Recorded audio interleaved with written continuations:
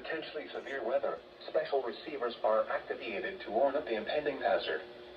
Tests for these receivers are normally conducted by the National Weather Service every Wednesday between 11 a.m. and noon. When there is a threat of severe weather on Wednesday, the test will be postponed until the first available good weather day.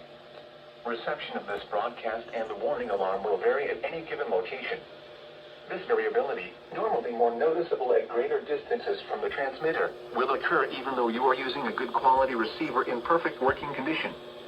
The tone alert will be automatically activated for selected watches and warnings affecting the following counties: in Indiana, Porter, LaPorte, St. Joseph, Elkhart, LaGrange, Steuben, Stark, Marshall, Kosciuszko, Noble, DeKalb, Woodley, Allen, Miami, Wabash, Huntington, Wells, Adams, Grant, Blackford, Pulaski, and Jay. In Ohio, Williams, Fulton, Defiance, Henry, Paulding, and Van Wert. And in Michigan, Berrien, Cass, St. Joseph, Branch, and Hillsdale.